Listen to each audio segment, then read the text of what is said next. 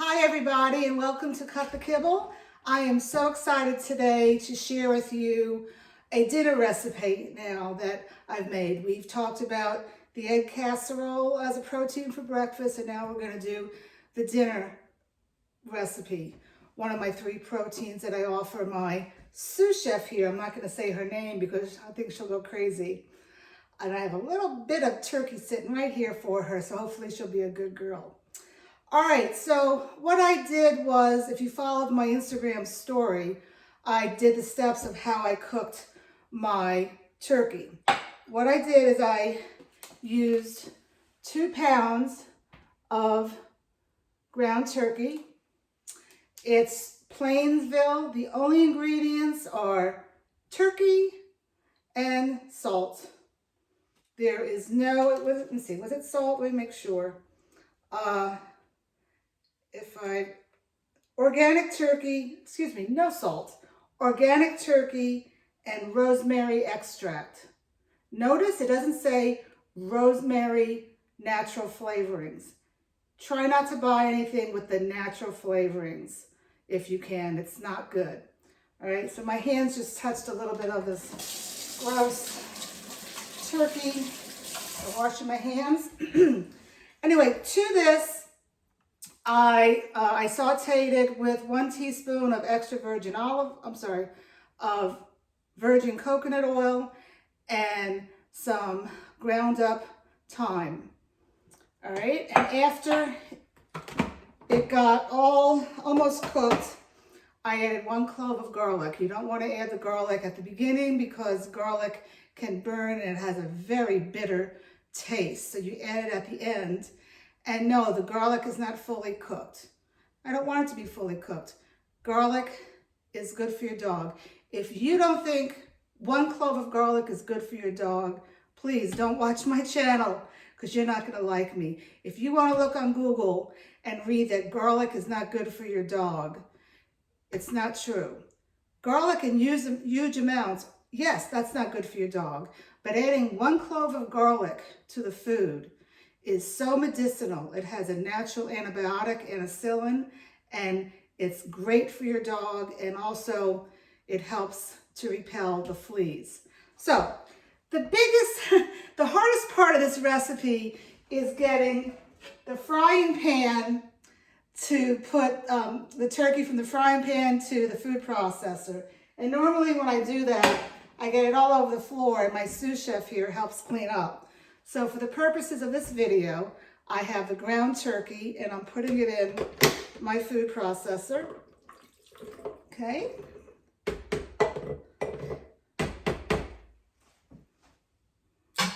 Now, to that, I'm going to add seaweed calcium. Now, some people save their eggshells and I think they put them in the oven and they make it into a powder.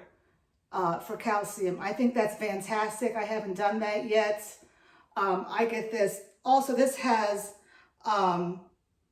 seaweed calcium. This, I'm thinking of the probiotic.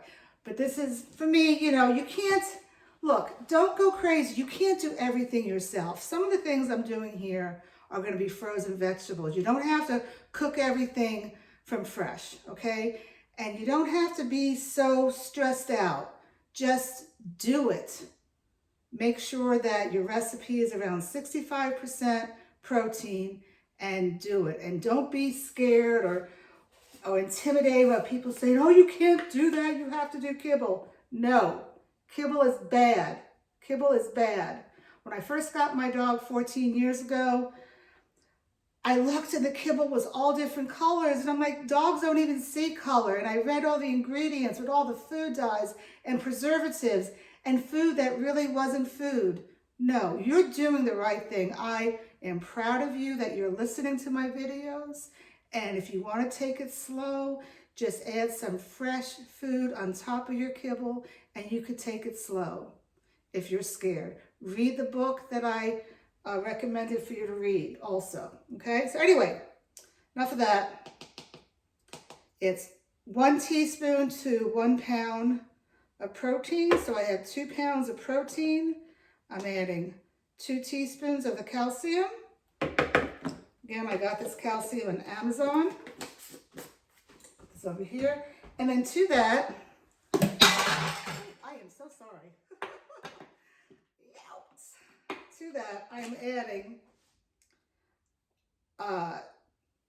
maybe 1.5 teaspoons of its ground flaxseed and ground pumpkin seed. Very healthy for the dogs. Okay. Now what I do is I mix this up first before I add anything else in. And I'm probably going to add a little water to it. Just because I want to make sure that that supplement gets mixed all the way in. So you put the food processor on and we'll let it go for a second.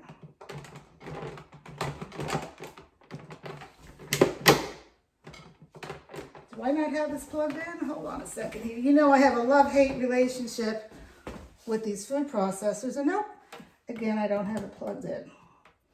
Let's see here. All right, here we go. It should work now. I'm gonna squeeze through here. She's being such a good girl. Okay. So now I'm gonna get a spatula.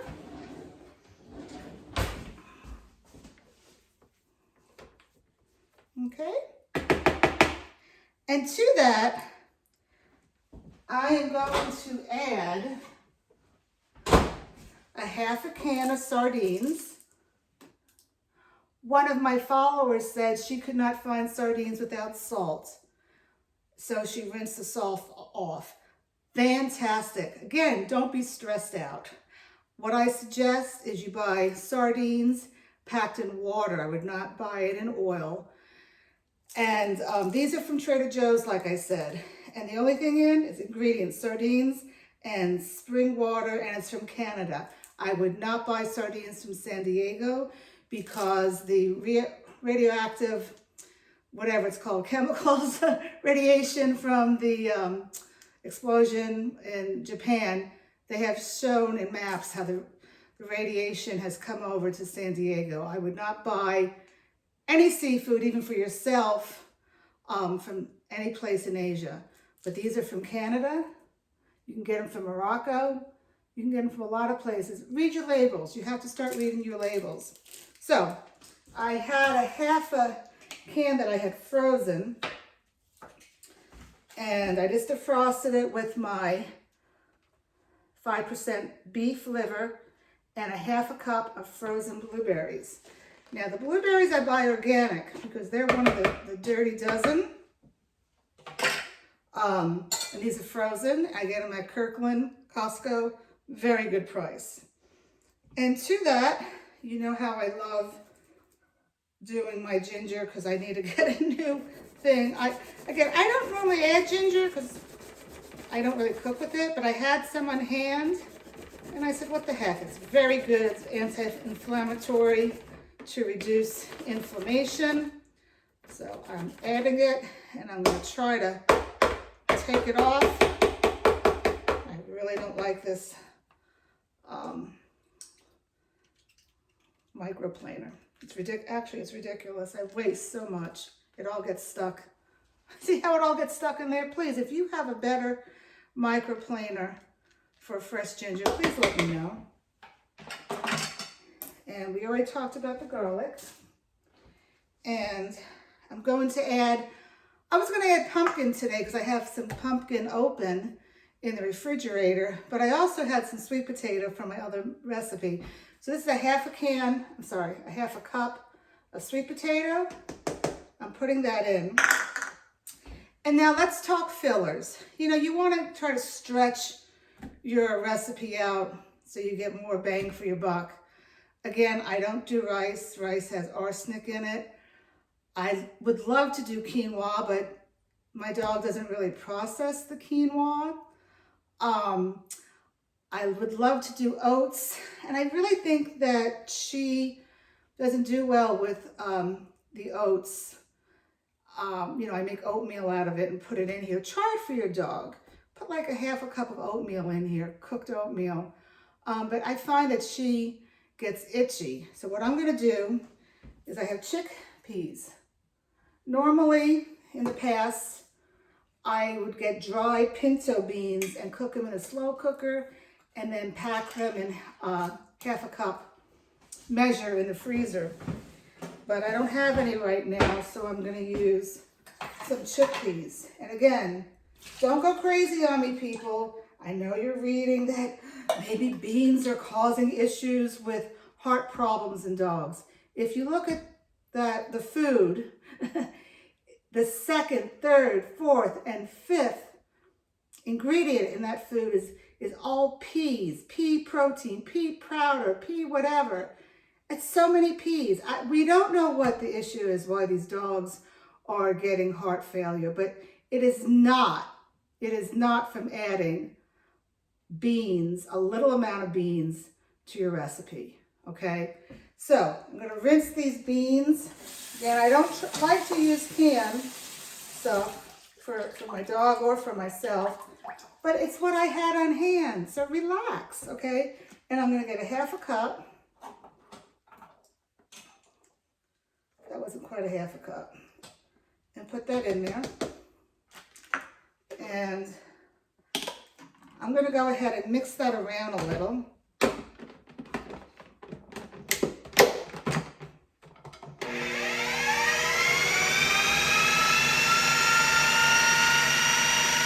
We're gonna have to add some water because it's not mixing the way I want it to be mixing.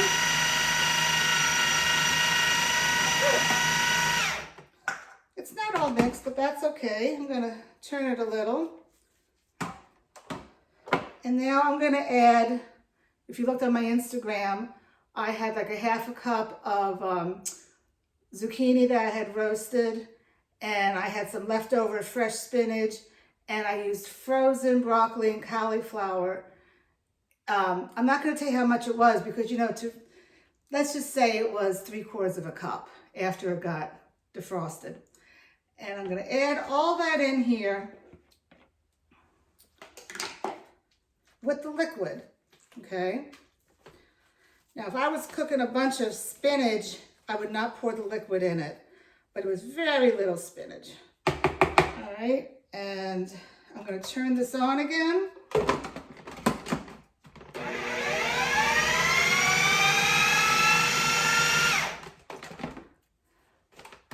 Mix it some more. Add some of the beans. Where'd the beans go? Did I put the beans? Oh, I put the beans in already. These are the leftover beans. Sorry, I'm a little rushed today. It's a beautiful day here in Virginia. And I want to go for a bike ride and take Bella for a little walk. I'm not going to take her for a walk at the park today because on the weekends, people have their dogs off a leash. I get so mad, I actually yell at them. So I'll just take her for a little walk and then I'm going to go for a bike ride. Let's mix it again. Pulse it. Okay. Make some more water. It's not all mixed. You know, the good thing about home cooking for your dog, my dog doesn't like drinking water. I mean, she'll only drink it if she's exhausted from the heat. But everybody, and I don't drink enough water, you need water to flush out the toxins and get your kidneys working. So if you just give your dog kibble, oh, that's just so dry. But using wet food or home-cooked food, there's a lot of moisture in all of the vegetables, and then of course you add a little water, but there's no moisture in kibble. Everything is dehydrated and just disgusting.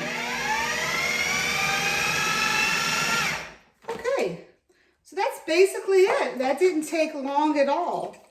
Now, I'm not going to do all the packing with you, but I just wanted to show you what I do. Again, my dog is around 11.5 pounds. Let me get a spoon here real quick. So she gets a half a cup in the morning and a half a cup at night. For you to know, my vet told me, whatever you gave her on the kibble in measurement, do it for your home cooking and see how the weight goes. And it's great, but you know, I do exercise my dog. We go for walks. So anyway, I'm going to put a 1/2 cup measure. Again, if you want to put it on a scale, more power to you. I probably should do that, but that would take enjoyment out of cooking. And I have all these bags here that from today where I had my frozen sardines and my zucchini, trying to recycle, save the earth. So I get the 1/2 cup measure. I put it in here, and I'm going to take all the air out. And I'm going to continue to package this up and flash freeze it. And then I have my bag here all set that I have labeled. I keep on using the same paper. It says turkey with the different dates on it. October 18th. And I wanted to tell you what I do. So then I freeze them all. And when I give her, this is how I do it. I take out breakfast and lunch for one day. So like tonight, when I give her dinner, I should say, dinner at 3 o'clock. Yes, she eats at 3 o'clock because she demands to. At that point, I will take out another breakfast and another dinner from the freezer and put it in the refrigerator. In the morning, the breakfast is defrosted. The process just works great for me. I don't like to keep leftovers just sitting in the refrigerator. It's just not me.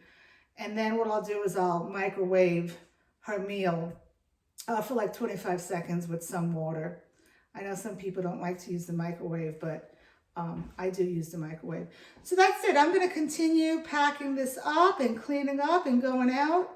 And I want to thank my sous chef today for helping me. Bella, thank you very much. Yeah, she's my sweet girl. So, Bella and I just want to say thank you for listening to our channel. And if you have any questions, please let me know. And I'm so proud of you for taking interest in home cooking for your dog. It's the best thing that you can do. Until next time, have a good day.